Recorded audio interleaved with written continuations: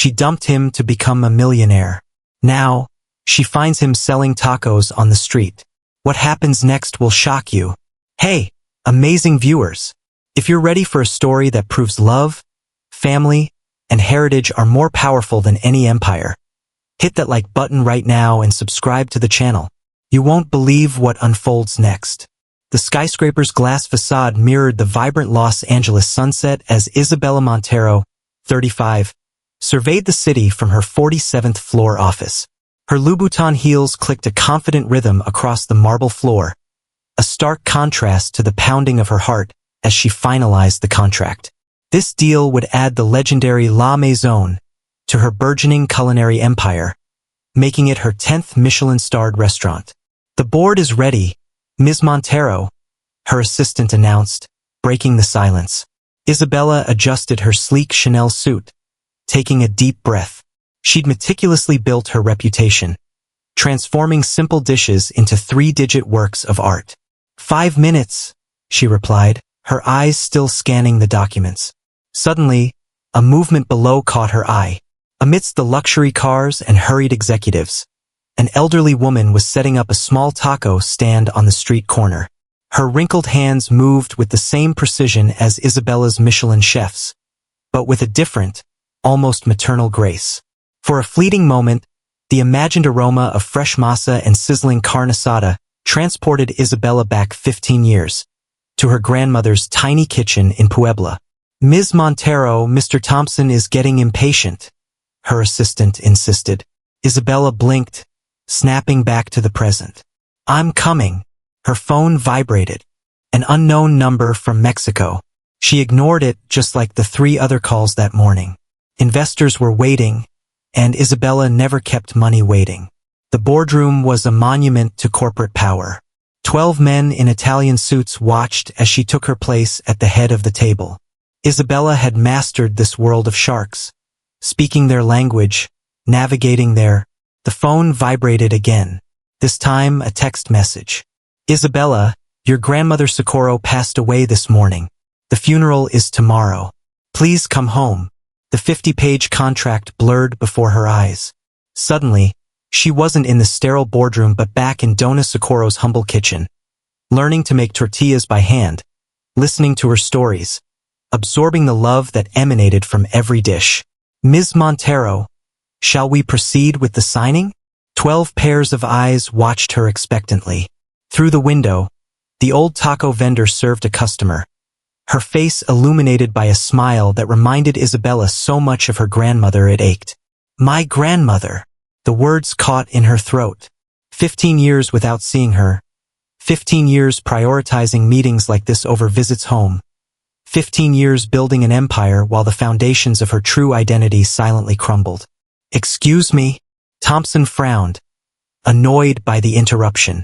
Isabella stood abruptly, her legs trembling beneath her designer skirt.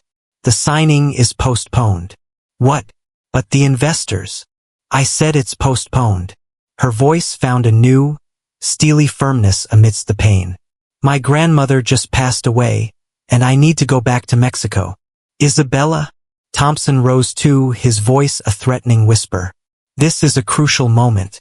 If we don't close today, we lose the investors. Everything you've worked for. Everything I've worked for? Isabella looked out the window one last time. The taco vendor was packing up, probably heading home to her family. Everything I've worked for is built on the recipes my grandmother taught me in an unair-conditioned kitchen in Puebla. Recipes I turned into $200 dishes, while she kept cooking with the same love for anyone who could afford 30 pesos for a taco. The silence in the room was deafening. Isabella gathered her documents with trembling hands. My assistant will contact you to reschedule. Now, if you'll excuse me, I have a plane to catch. She walked out of the room without looking back, her heels clicking a different, more urgent rhythm. In the elevator, as it descended 47 floors, the tears finally came. Not just for Dona Socorro, but for the girl she once was, the one who dreamed of cooking with the same love as her grandmother, before dreams transformed into revenue projections and market strategies. Stepping out of the building, the taco stand had disappeared, but its aroma lingered in the air, a persistent reminder of all she had left behind. Isabella pulled out her phone and dialed her assistant's number. Get me the first flight to Puebla and Carolina. Cancel all my engagements for the next 2 weeks. But Ms. Montero, the San Francisco opening. Everything? Isabella interrupted, as a raindrop fell on her face, mingling with a tear.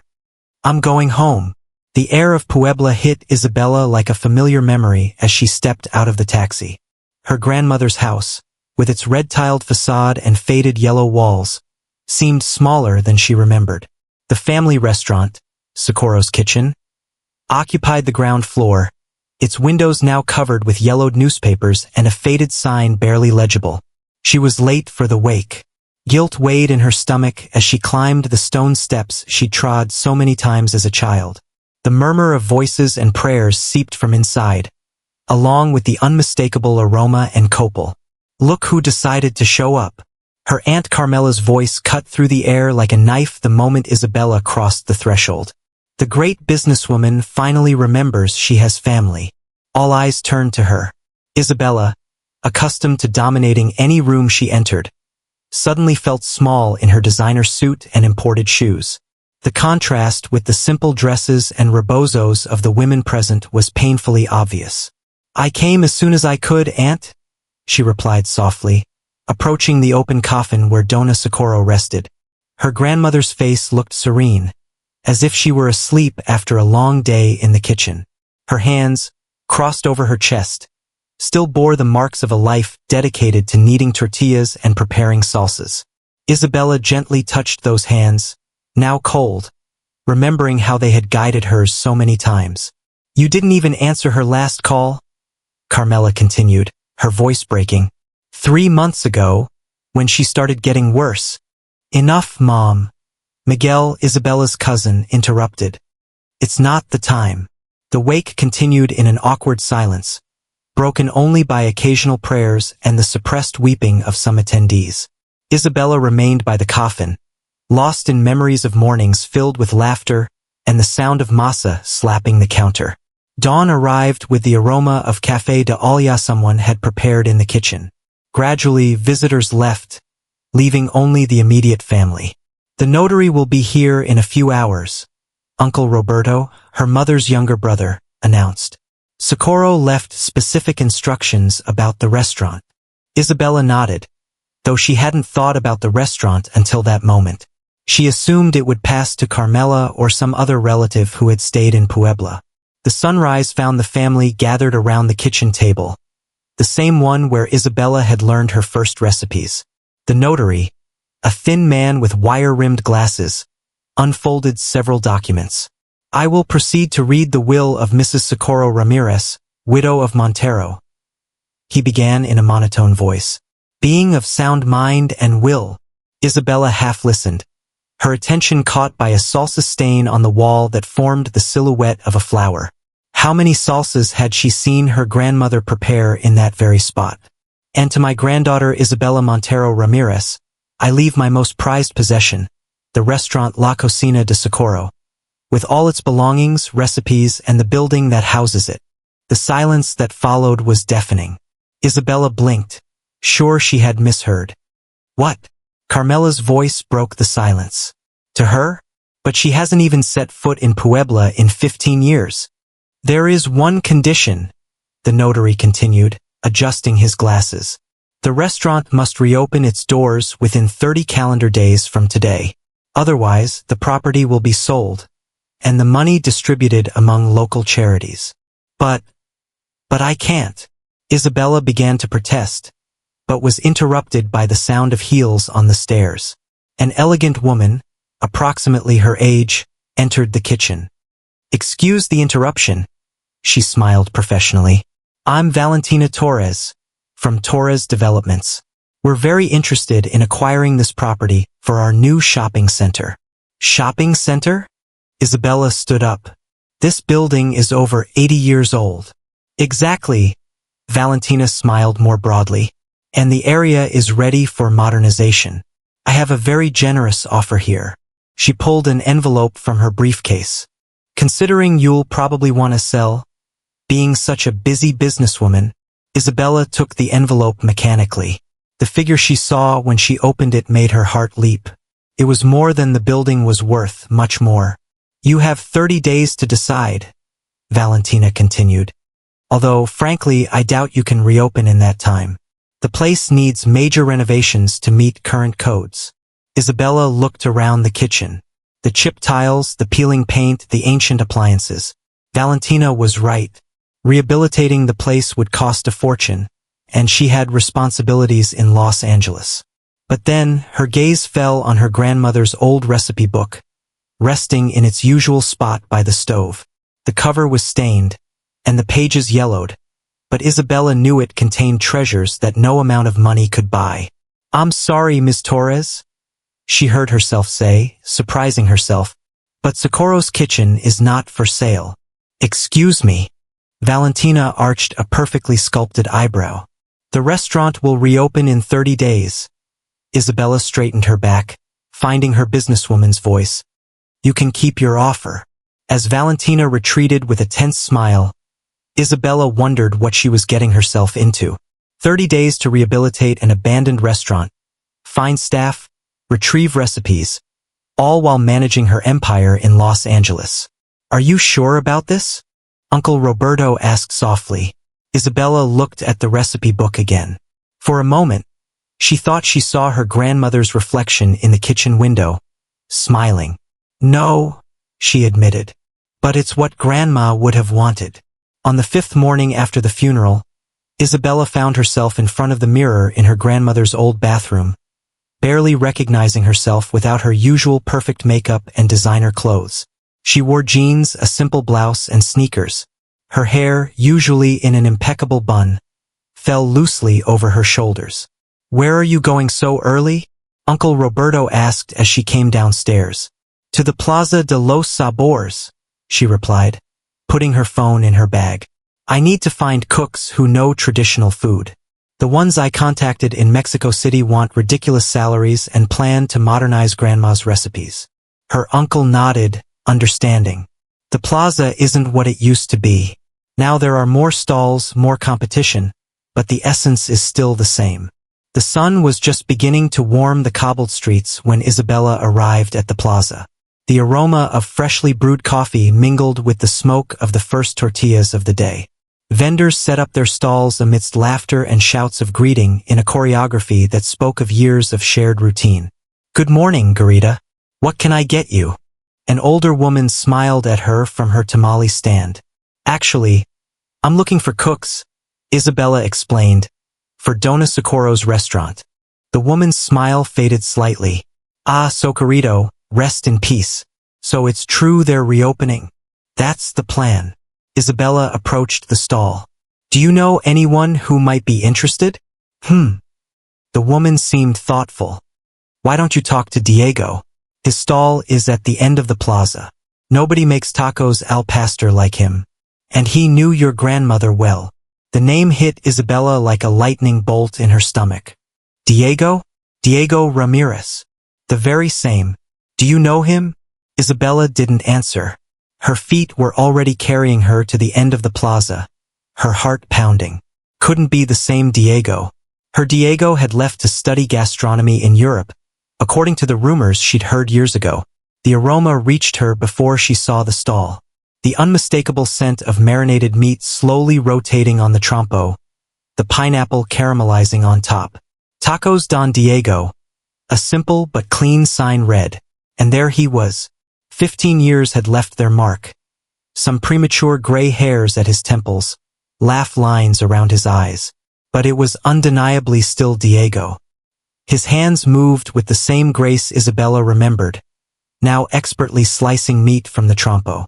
What can I? The question died on his lips when he looked up and recognized her. The knife stopped in mid-air.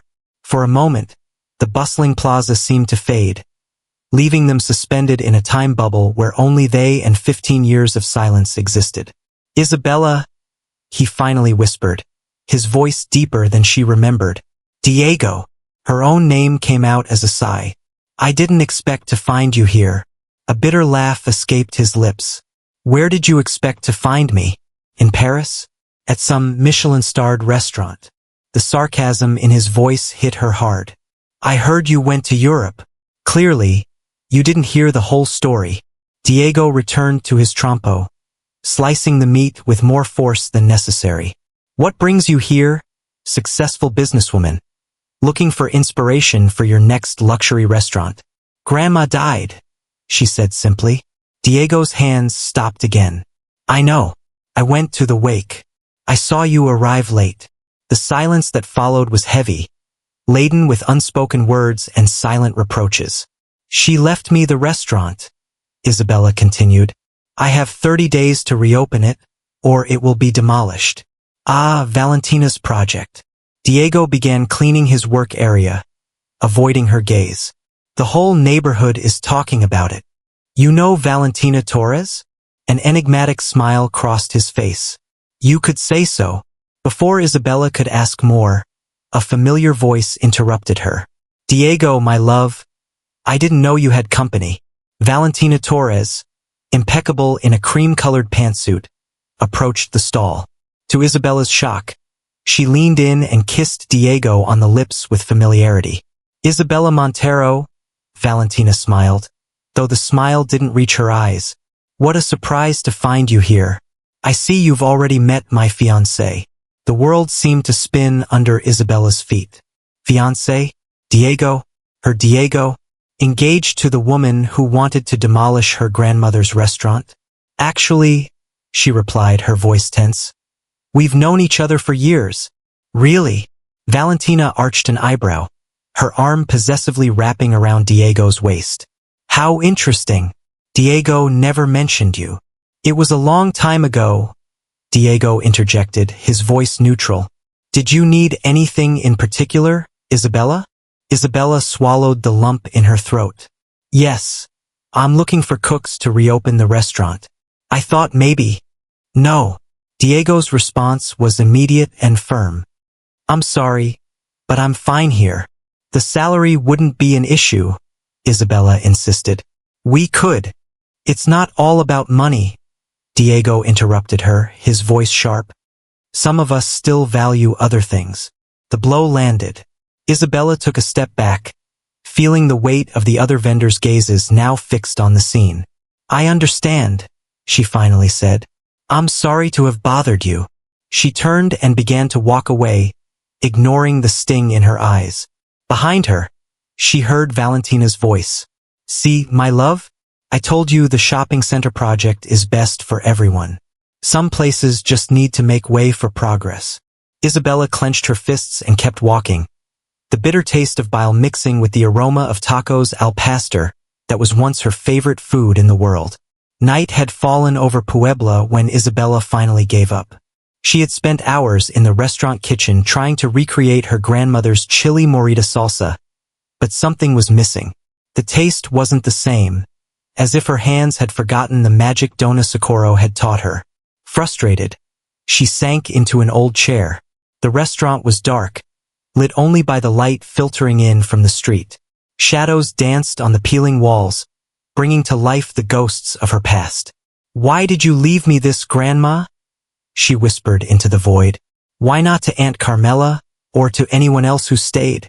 As if in answer to her question, a mischievous wind blew in through the open window, scattering some loose leaves.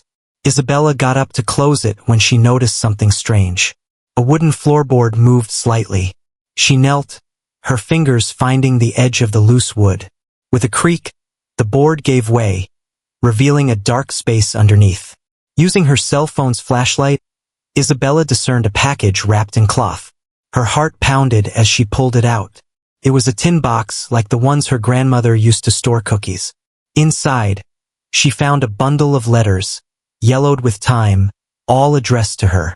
The first was dated 15 years ago. The handwriting was unmistakable. Dear Isabella, I know you left this morning, and you probably hate me for not defending you against your family, but I need to explain what really happened. Isabella gasped. It was Diego's handwriting. My father got very sick. The diagnosis was devastating. Terminal cancer. All my savings for gastronomy school went to treatments. I couldn't leave them alone. Not when my mother had worked her whole life to give me an education. Tears began to blur her vision, but Isabella continued reading letter after letter.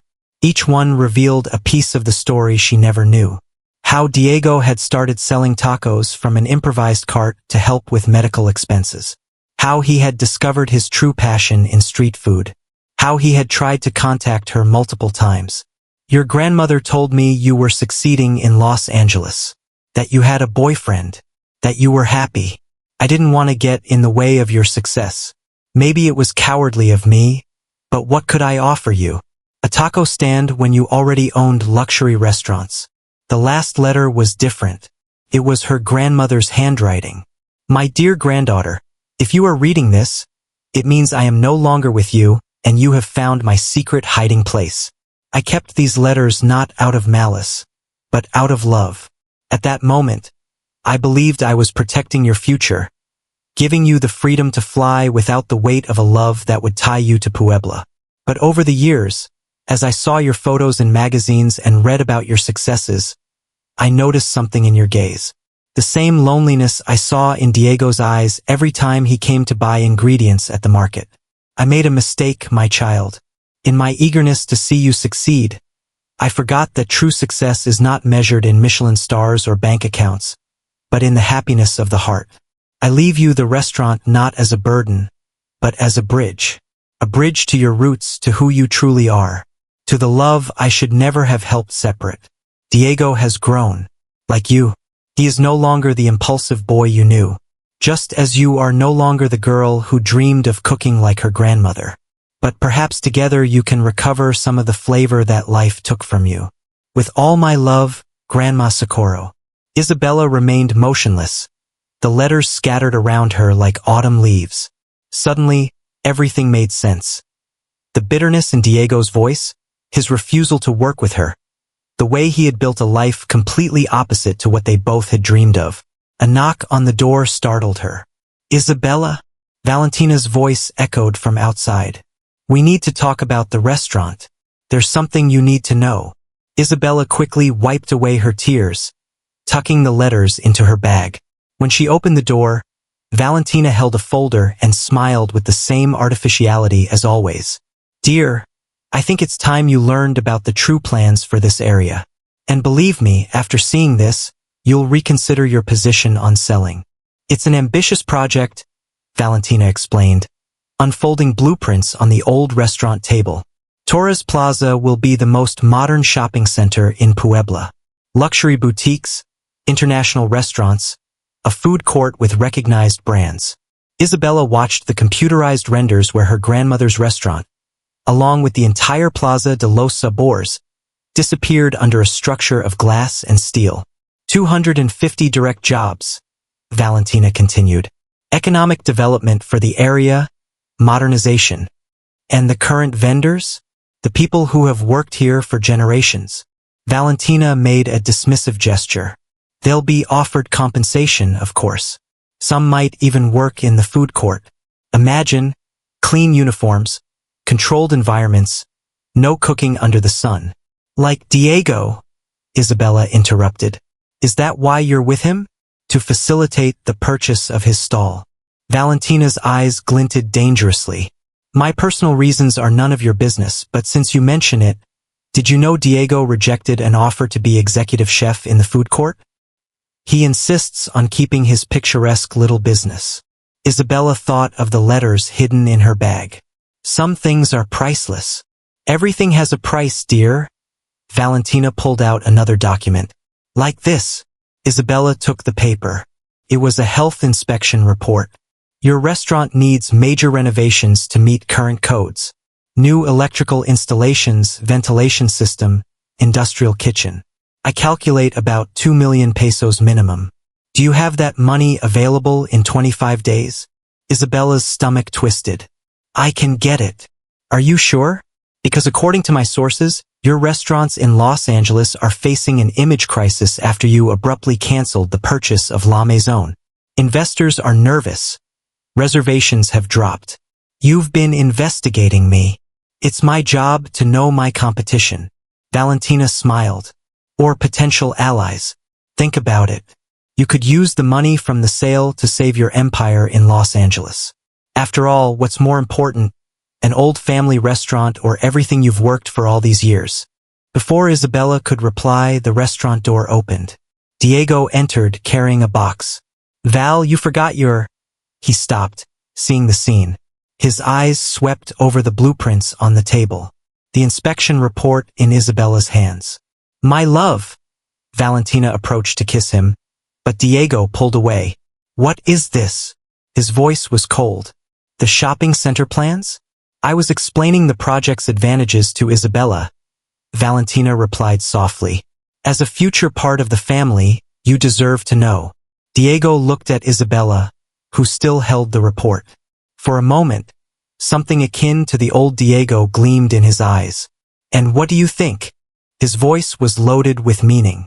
Isabella thought of the letters of her grandmother, of the taste of the tacos Diego had prepared that morning, so similar to those they used to share in their youth. I think, she said slowly, that some flavors cannot be recreated in a food court. The tension in Diego's shoulders imperceptibly softened. Well, Valentina sighed, gathering her documents. I'll give you time to process the information. Diego, will you take me home? I can't, he replied, putting the box on the counter. I have to prepare the marinade for tomorrow. At this hour? The pastor needs to rest all night, you know that. Valentina pressed her lips together. Whatever you want. Isabella, think about my offer. Time is running out. When the door closed behind her, the silence became thick as tamal masa. You didn't know about the shopping center, did you? Isabella asked softly. Diego shook his head. I knew Valentina was working on a development project. But this, he picked up one of the blueprints. The Plaza de los Sabores has been here for over 50 years. Your stall. My father used to bring me here when I was a kid. Diego interrupted, his voice distant. After he got sick, this place became my salvation, not just for the money, but for the people. Their family. Isabella thought of her own family in Los Angeles, partners, employees, high society clients. No one who truly cared about her like the Plaza community cared about Diego. Help me, she said suddenly. What? Help me reopen the restaurant. Not as an employee but as a partner. We can merge your stall with the place, expand the menu, keep prices affordable. Isabella, I know it's been 15 years, I know things are different. But Grandma was special. Diego completed, a small smile forming on his lips. Her chiles en nogada were legendary. I have her recipe, Isabella offered. Though they never turn out the same for me. It's the love, Diego said automatically, as if it were a phrase he'd heard 1,000 times. Dona Socorro always said the secret ingredient is love.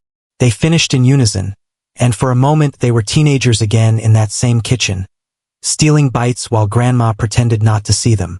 Diego sighed deeply. I'll think about it. It wasn't a yes, but it wasn't a no either. It was a start. Thank you, Isabella whispered.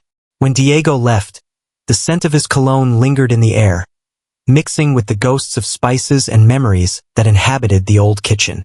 Isabella took the letters from her bag and began to reread them, this time slower, savoring each word like someone tasting a familiar dish after many years, rediscovering flavors that time had not managed to erase.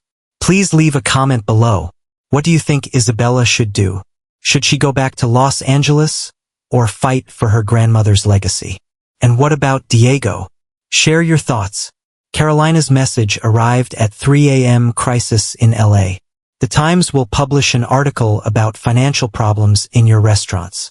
Investors demand an urgent meeting. We need you back today. Isabella looked at her reflection in the restaurant window where she had spent the night organizing old recipes. Deep circles marked her face, but her eyes shone with renewed determination. After a week of intense work, the walls sported a fresh peach color, and the old kitchen tiles had been replaced. I'm not coming back, she replied simply. Her phone immediately exploded with calls. She ignored them all. Dawn found her in the Plaza de los Sabores, watching the vendors set up their stalls.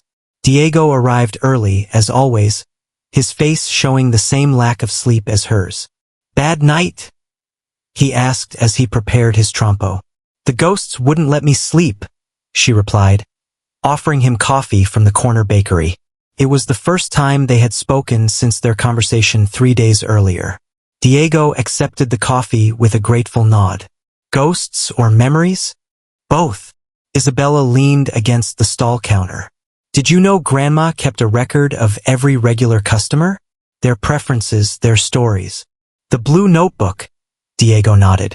She used it to remember who needed less spicy sauce or who was on a diet. I found it last night. You appear many times. Diego stopped his preparations. Oh, really? Diego passed by for ingredients again, Isabella quoted from memory. Says his father is better.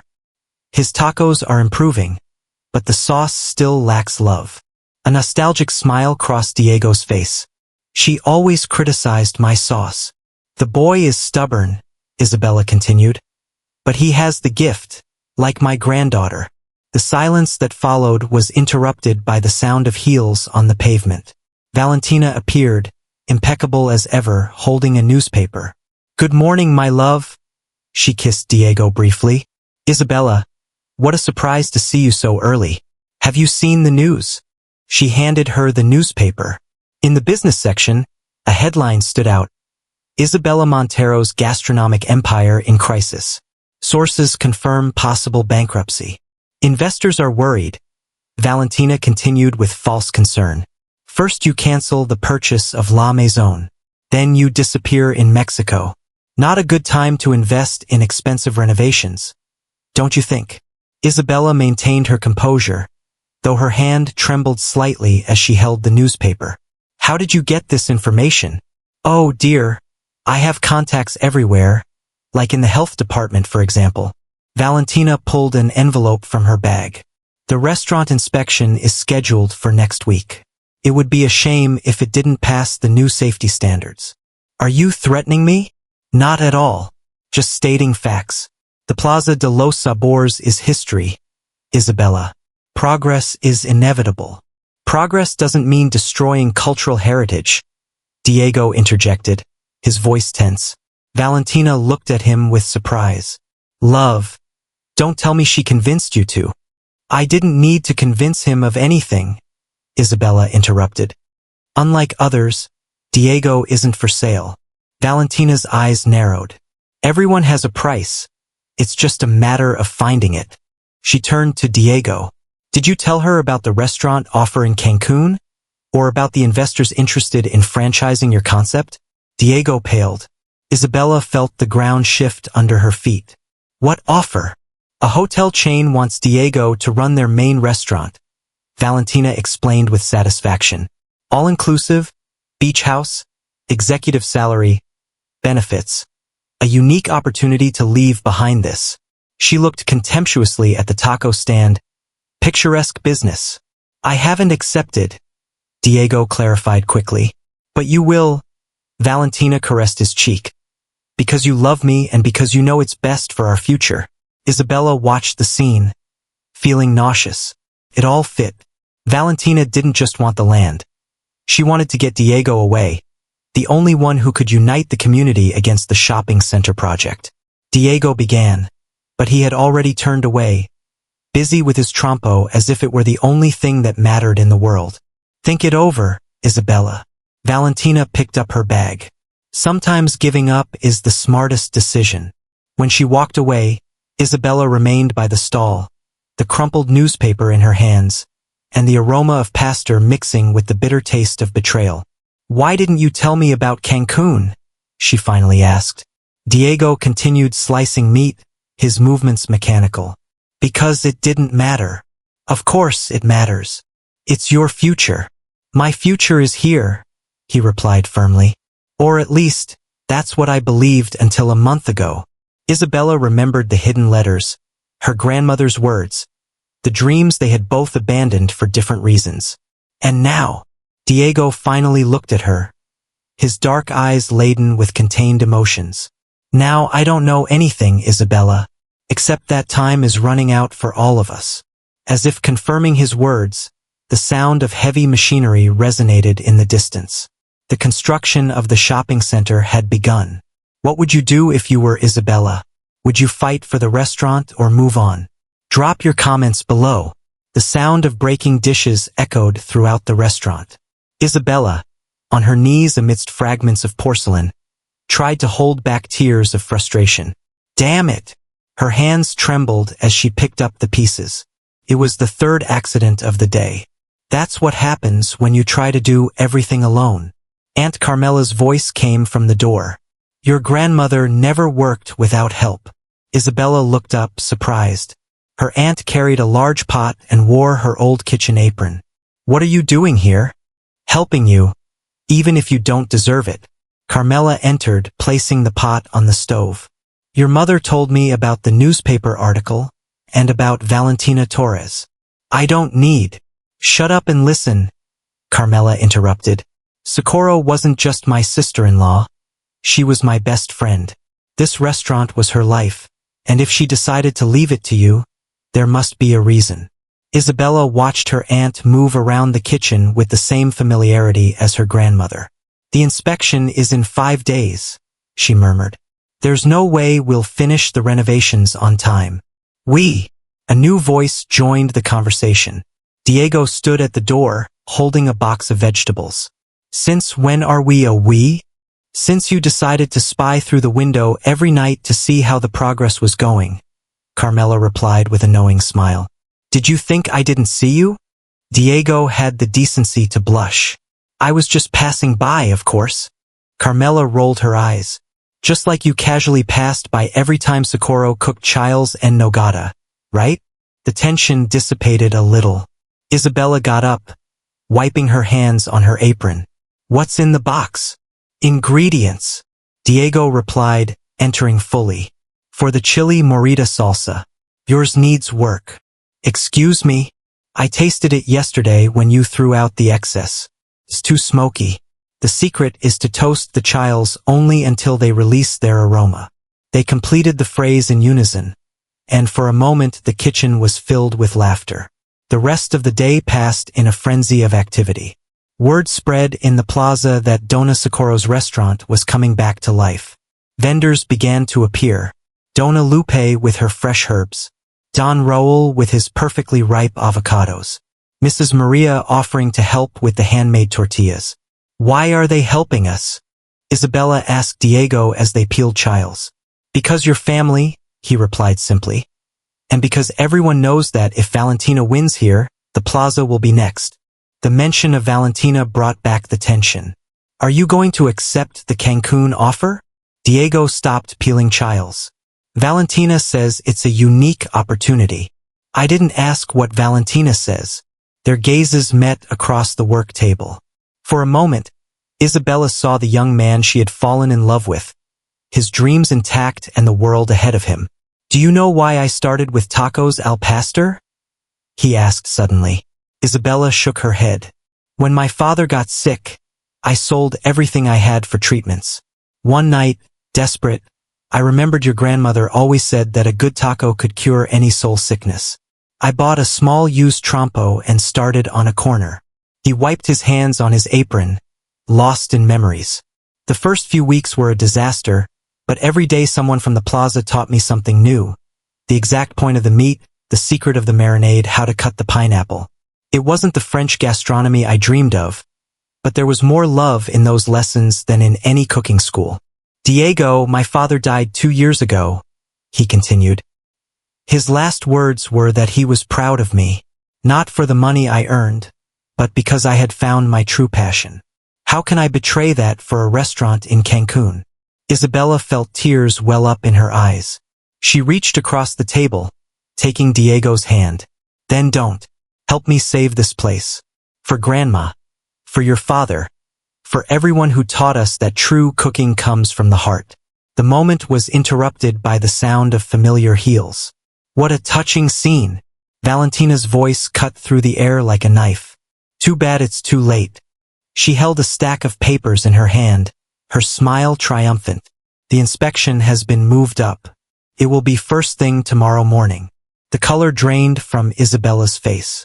The kitchen was halfway renovated, electrical installations exposed, boxes and materials everywhere. You can't do this, Diego protested. I already did, my love. Valentina approached him, ignoring his chili-stained hands. It's for your own good. For our good. Our good. Diego pulled away. How about lying to me about the shopping center? How about manipulating the inspection? All's fair in love and business, she replied coldly. I thought you'd understand, being a chef. Sometimes you have to sacrifice the weak ingredients to create a perfect dish. People aren't ingredients, Valentina, Isabella intervened. And this place isn't just a business. Oh dear, Valentina smiled pityingly. Everything is business, even love. She turned to leave but stopped at the door. By the way, the Cancun investors are expecting your answer tomorrow, Diego, right after the inspection. How convenient, isn't it? When the door closed behind her, the silence in the kitchen was deafening. We won't pass the inspection, Isabella whispered. No, Diego confirmed. Not tomorrow. They looked at each other, surrounded by half-peeled chiles and half-built dreams. In the distance, the noise of construction machinery sounded like a constant reminder that time was running out. What are we going to do? Isabella asked. Diego took a chili morita, smelling it thoughtfully. The only thing we can do, he replied. Cook like there's no tomorrow. The longest night of Puebla began with the sound of knives against cutting boards. The news had spread like wildfire in the Plaza de los Sabores. Dona Socorro's restaurant would face a rigged inspection at dawn. Faster with those chiles. Aunt Carmela's voice directed the symphony of pots and pans. Maria, we need more masa. Roberto, that wall isn't going to paint itself. What began as a desperate effort turned into a silent revolution. Vendors arrived with ingredients, neighbors with tools, old customers with willing hands to work. Socorro's kitchen transformed into a hive of activity and hope. Health codes require stainless steel surfaces, Isabella muttered, frantically consulting a list. Hey, the extractor hood. It's on its way, Diego interrupted, wiping sweat from his forehead. Miguel knows someone who has a kitchen equipment warehouse. They're bringing it. Isabella looked at him in surprise. Diego had abandoned his taco stand to coordinate the emergency renovation, his experience in professional kitchens proving invaluable. Why are you doing this? She asked in a moment of relative calm. You could be preparing for your new life in Cancun. Diego smiled as he adjusted a new pipe. Remember what Grandma said about the exact moment to flip a tortilla? When love tells you to. Isabella quoted automatically. Exactly. Well, love is telling me this is the time to flip the tortilla of my life. A loud bang at the entrance interrupted the moment. Valentina appeared, her face contorted with fury, seeing the scene. What does this mean? She demanded, observing the working crowd. Diego, what are you doing here? You should be preparing your documents for tomorrow. No Cancun, he replied simply without stopping work. Excuse me? I'm staying, Valentina. Here with my people with the food I truly love to make. Your people. Valentina laughed without humor. These street vendors? This failed cook who abandoned everything for an American dream. Watch your words, Aunt Carmela warned, stepping forward. You're talking about our family. Family. Valentina spat the word. Family doesn't pay bills. Family doesn't build empires. Look at you, Diego. Are you really going to throw everything away? Why? Because of her. Because of me, he replied calmly. For the first time in a long time. For me. Valentina pulled out her phone. Fine. Let's see what the inspector thinks when I show him photos of this illegal nighttime renovation. It won't do any good, a new voice interrupted. Don Javier, the president of the Plaza Merchants Association, limped in with a stack of documents. I just filed a formal complaint for conflict of interest. Your personal relationship with a property owner affected by the shopping center project invalidates any inspection you've organized. This is ridiculous. You can't. Also, Don Javier continued, I have here a petition signed by 300 neighbors to declare the Plaza de los Sabores as cultural heritage of Puebla. The mayor's office will review it first thing tomorrow. Valentina's face paled. They wouldn't dare. We already did, Isabella replied, approaching. Do you know why? Because some flavors cannot be replaced with fast food. Because there are places worth more than all the money in the world. I'll sue you all. I have powerful investors. The same ones who financed the project with dubious money? Diego pulled an envelope from his apron. I found these documents on your desk, my love. Very careless of you to leave them in plain sight. Valentina backed toward the door, her mask of control completely shattered. This isn't over, she threatened. You have no idea who you're messing with. You're wrong, Isabella replied. You have no idea who you messed with? Because we are not just a restaurant or a food plaza. We are a family, and family, she smiled, looking at Diego, cooks together. When Valentina stormed out, spontaneous applause erupted in the kitchen. Isabella found herself surrounded by hugs and tears of joy. Amidst the chaos, her eyes found Diego's. The moment to flip the tortilla? She asked softly. He felt her drawing closer, with a lot of love. And there, in the kitchen that had seen them grow up, surrounded by steaming pots and overflowing hearts, Diego took her face in his flour-stained hands and kissed her, tasting of spices, memory, and future. The night continued its course, and when dawn arrived, Dona Socorro's restaurant shone like new, ready to write its next chapter. 6 months later, the aroma of chiles en nogada filled the renovated kitchen of Socorro's Kitchen and Diego. A line of customers stretched down the street, mixing with the usual hustle and bustle of the Plaza de los Sabores. Isabella adjusted the new sign at the entrance. Today, traditional cooking class. Dona Socorro's recipes. It was the third in a series of workshops they had begun to offer, fulfilling her grandmother's dream of passing on her knowledge to new generations. The walnuts are ready. Diego's voice echoed from the kitchen, where he directed a group of local gastronomy students. His expert hands guided the young people in the art of preparing Puebla's most emblematic dish. The restaurant had evolved into something unique. During the day, it served the traditional dishes that had made it famous, and in the afternoons, it transformed into a Mexican traditional cooking school. Diego's famous tacos al pastor had been incorporated into the menu, attracting both old customers and curious tourists. Ms. Montero, a young reporter approached with a recorder. Could you comment on UNESCO's decision to include the Plaza de los Sabores on its list of intangible cultural heritage?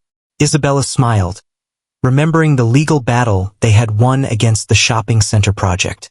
The story of the community uniting to save its culinary heritage had captured national attention. The true wealth of this place isn't in its buildings or its sales, she replied, but in the stories cooked every day, in the recipes passed down from generation to generation, in the love served in every dish. The reporter took notes quickly.